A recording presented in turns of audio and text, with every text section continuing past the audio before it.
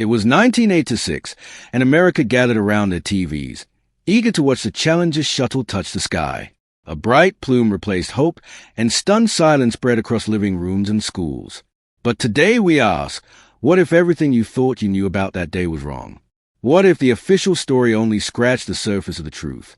And what really caused the Challenger disaster? Ignored warnings and the fatal flaw. It was January 1986, and Florida was cold in a way that made engineers nervous. The morning of the launch, Frost clung to the launch pad, and the air felt sharp enough to bite your skin. Temperatures had dropped to around 36 degrees Fahrenheit, a rare chill for Cape Canaveral, and it was the coldest weather for any shuttle launch in NASA's history. Inside the offices of Martin Thiokol, engineers huddled around speakerphones, their voices tense as they spoke with NASA managers. One engineer, Roger Boisterly, warned that the cold would stiffen the rubber O-rings on the shuttle's solid rocket boosters, making them lose flexibility, and that this could prevent them from sealing properly. He knew that without a perfect seal, hot gases could leak through the rocket joints, leading to a catastrophic failure. Boisterly's warning was clear. He told them, the result could be a catastrophe of the highest order, loss of human life. However, the launch was already delayed, and NASA's management faced intense public and political pressure to get Challenger in the air.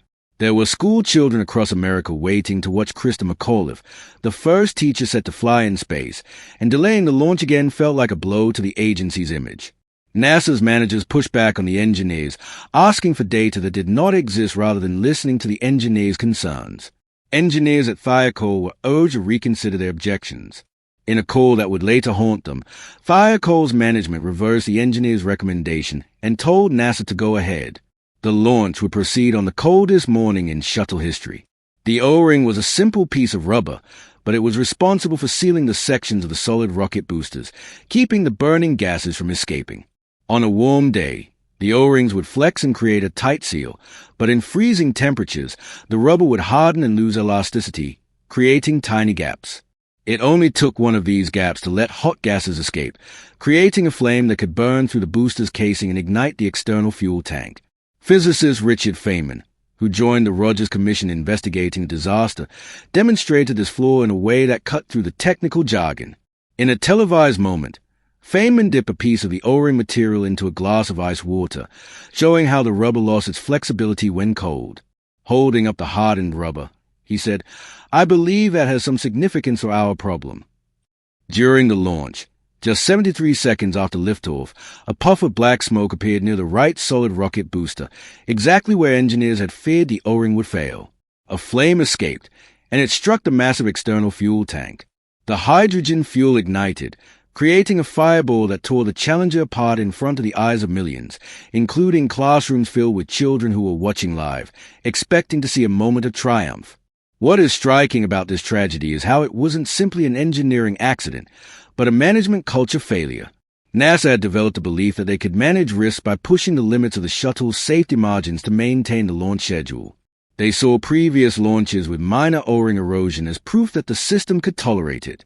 But in truth, each launch was a roll of the dice, and on that freezing January morning, the gamble failed. The Challenger disaster is often remembered for its bright plume in the sky and the loss of 7 astronauts, but behind that image lies a story of warnings ignored and decisions made under pressure. It is a reminder that even the most advanced technology can fail if those in charge stop listening to the people who understand the risks best. Should NASA have delayed the launch that day?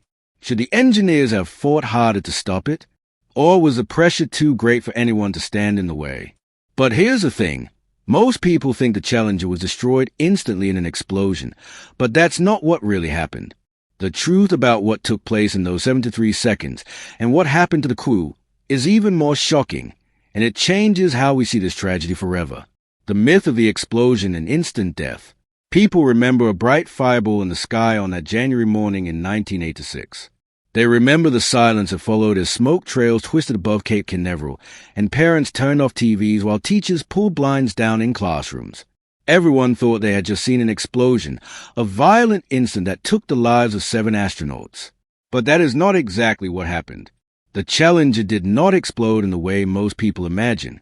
It was not a fiery bomb in the sky, but a structural breakup caused by a leaking fuel tank. When the right solid rocket booster's flame burned through the external tank, the massive hydrogen fuel chamber lost integrity. It collapsed, tearing apart the shuttle, which was still traveling at over 1,500 miles per hour, 15 kilometers above the Atlantic Ocean. The breakup looked like an explosion, but technically, it was a rapid release of liquid propellant turning into gas, tearing apart the shuttle in midair. The solid rocket boosters themselves did not disintegrate. They continued flying, spiraling wildly until NASA's range safety officers sent command to detonate them remotely to prevent them from crashing into populated areas. This alone is one of the most shocking parts of the Challenger disaster. Pieces of the vehicle kept moving long after the breakup, scattering debris across the ocean. And then there's what happened to the crew. NASA's official statement has often said the exact cause and time of death of the Challenger's crew cannot be positively determined. However, the evidence suggests something that many find deeply unsettling. When the shuttle broke apart, the crew cabin detached from the orbiter, intact. It did not explode. It fell for more than 2 minutes, descending from 15 kilometers above the ocean, slamming into the Atlantic at more than 200 miles per hour. Inside that cabin, it is very likely that the crew was alive for a portion of the fall. Several pieces of evidence point to this. Some of the astronauts' personal emergency oxygen packs had been activated, including the one worn by pilot Michael Smith, suggesting he was conscious long enough to turn it on manually. The crew's personal packs could supply only a few minutes of breathable air, but they were not pressurized. So if the cabin had to pressurize during breakup, the crew would have lost consciousness quickly from lack of oxygen. Recovery teams found the crew cabin on the ocean floor weeks later. It had shattered on impact with the sea, and the investigation teams described the condition of the remains carefully, using cautious words. One diver who worked on the recovery would later say, "They were not alive when we found them, but they were alive when they left the pad." This is one of those parts of the Challenger story that NASA never emphasized. They did not lie, but they chose to let the public believe the comforting version, that the astronauts died instantly in a heroic flash, instead of possibly being conscious, aware, and powerless during a 2-minute freefall toward the ocean. Richard Feynman, who had shown the O-ring losing flexibility in ice water during the hearings, was among those who wanted the truth out in the open. He believed that honesty in science and engineering is more important than protecting reputations or preserving comforting illusions. The real story is not about an instant death. It is about how a combination of engineering failures and organizational pressures led to a tragedy that may have left 7 astronauts alive and aware as they fell 12 miles down toward the Atlantic. NASA has never officially confirmed exactly what the crew experienced in those final moments. Maybe they did not want to force that image onto the public, or maybe they wanted to preserve the image of the crew's courage, untarnished by the horror of those final minutes. However, the question remains, why would NASA downplay the reality of crew survival during the Challenger disaster?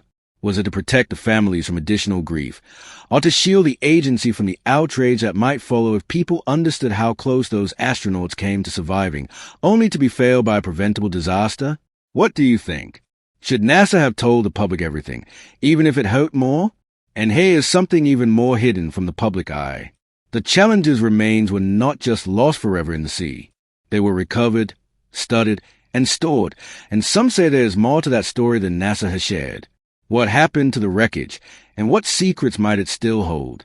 The cover-up, what NASA didn't want you to know. After the Challenger fell from the sky in January of 1986, waves rolled across the Atlantic, carrying fragments of metal, insulation, and dreams that had been launched with hope only moments earlier. The world watched as recovery teams set out into the ocean to find what was left. However, what they found was not what NASA wanted the world to see. Divers discovered the crew compartment resting on the ocean floor.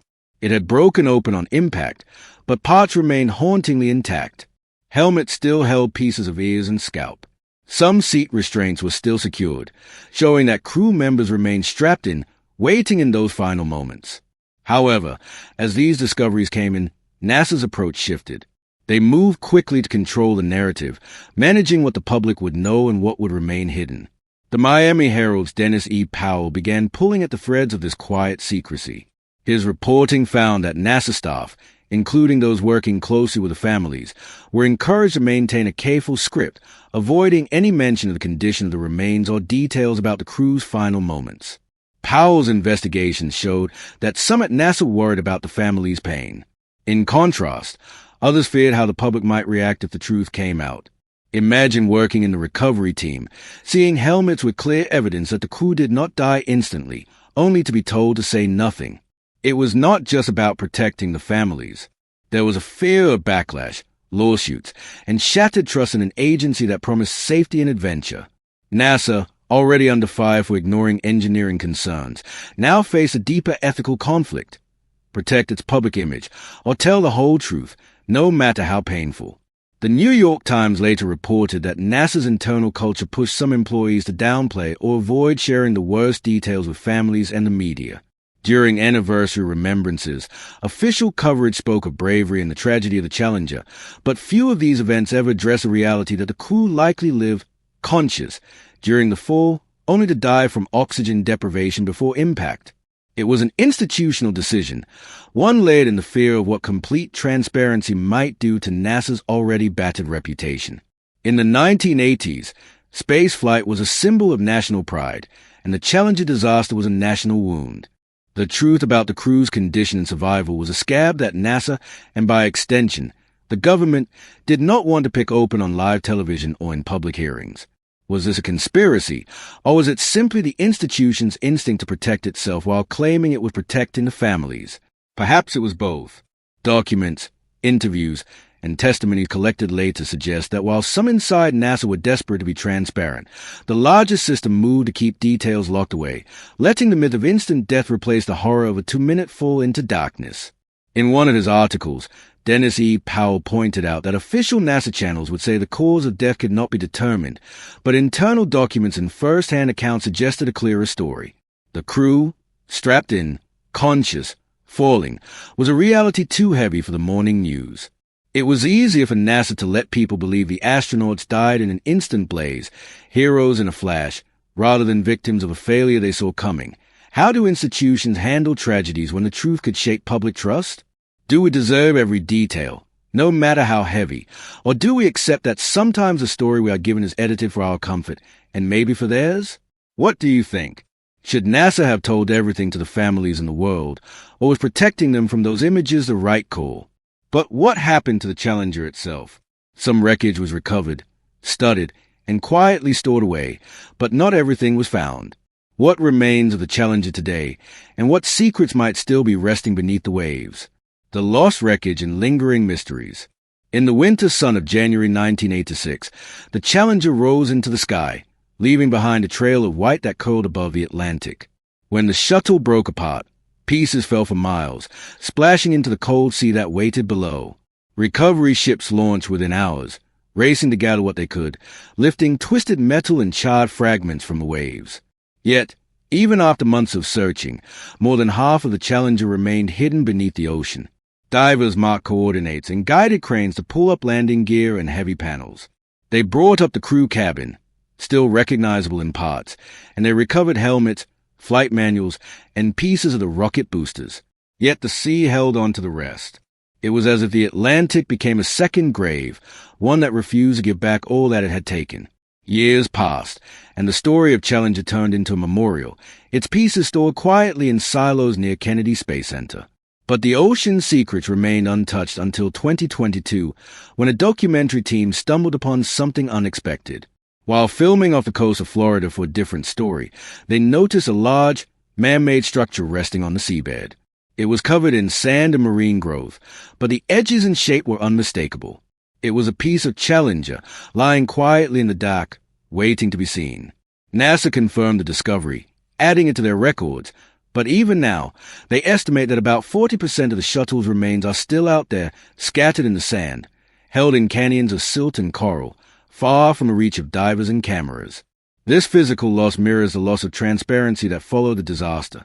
Parts of the story, like the wreckage, were kept out of view, hidden under layers of public relations and official statements that smooth over the rough edges of what really happened that day.